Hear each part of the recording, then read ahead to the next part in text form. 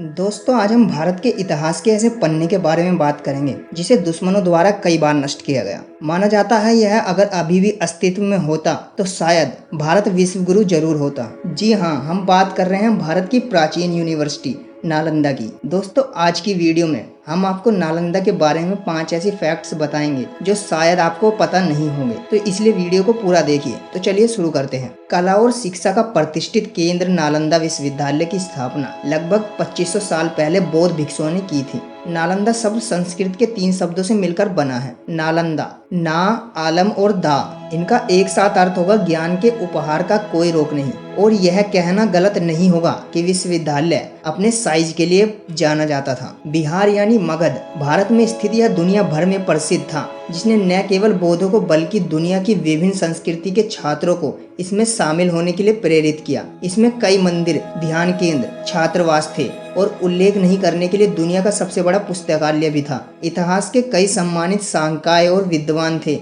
जो अपने जीवन के एक समय पर नालंदा में रहते थे, जैसे कि चाइना के ज़ुआंग, असंग, हर्षवर्धन, नागार्जुन और आर्यदेव। हालांकि सबसे अच्छी बात यह थी कि शिक्षा मुफ्त थी, किसी को भी इसमें शामिल होने की कोई पाबंदी नहीं थी। लेकिन नालंदा में पढ़ाई के अलावा और भी बहुत कुछ था। आइए इन 5 चौंकाने वाले तथ्यों पर गौर करें जो शायद आप इस 5वीं शताब्दी के विश्वविद्यालय के बारे में शायद ही जानते होंगे।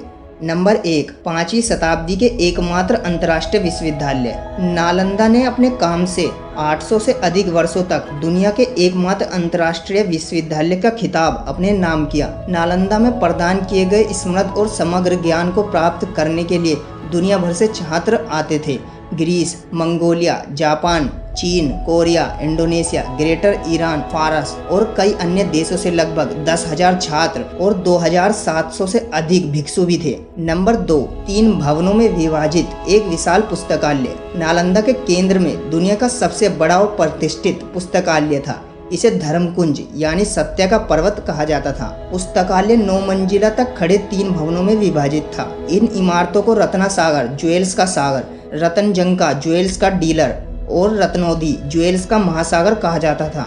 इन इमारतों में बड़ी मात्रा में धार्मिक पांडुलिपियां और ज्योतिष, अर्थशास्त्र, गणित, साहित्य, भूविज्ञान, चिकित्सा आदि के बारे में बहुत सारी किताबें थीं। नंबर 3, आक्रमणकारियों द्वारा इसे 3 बार नष्ट किया गया। समृद्ध ज्ञान का एक प्रसिद्ध भंडार विरोधियों द्वारा ईर्ष्या करने के लिए बाध्य था। बौद्ध धर्म और बौद्ध ज्ञान को उखाड़ फेंकने की आशा से नालंदा पर 3 बार हमला किया गया था। हालांकि गुप्त राजवंश द्वारा बेहतर सुविधाओं के साथ नुकसान को बहाल भी किया गया था। दूसरा हमला गोदास द्वारा किया गया था, लेकिन 1193 के दौरान सबसे ज्यादा तबाही तुर्की के नेता बख्तियार खिलजी ने की थी। नंबर 4, खिलजी के हमले से हुई भारी क्षति। खिलजी एक अनपढ़ व्यक्ति था जिसे उसकी सेना और हत्या के कौशल के लिए काम पर रखा गया था। उसकी मदद से तुर्की सेना ने देश से बौद्ध धर्म और आयुर्वेद के ज्ञान की जड़ों को नष्ट कर दिया। उन्होंने नालंदा में तोड़फोड़ की और लूटपाट भी की। अनगिनत भिक्षुओं को जिंदा जला दिया गया और कई का तो सिर भी कलम कर दिया गया। नालंदा के विश्व प्रसिद्ध पुस्तकालय में भी आग लगा दी गई। नंबर 5,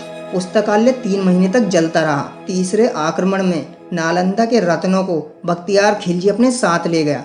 जब खिलजी ने पुस्तकालय में आग लगा दी तो मानव जाति द्वारा एकत्रित किया गया सारा ज्ञान आग की लपटों में जल गया।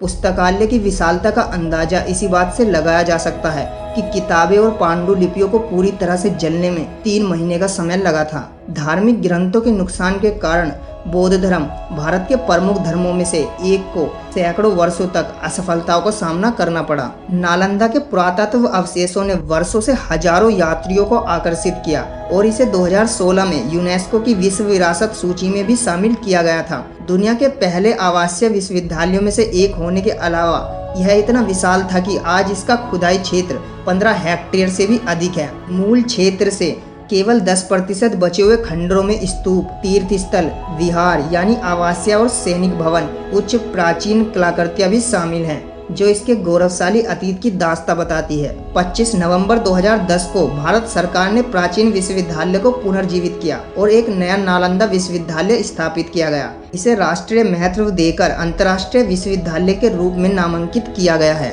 तो दोस्तों, यह है भारत के इतिहास का खोया हुआ एक और पन्ना। अगर यह शायद अस्तित्व में होता तो आज हमारा देश विश्व गुरु जरूर होता।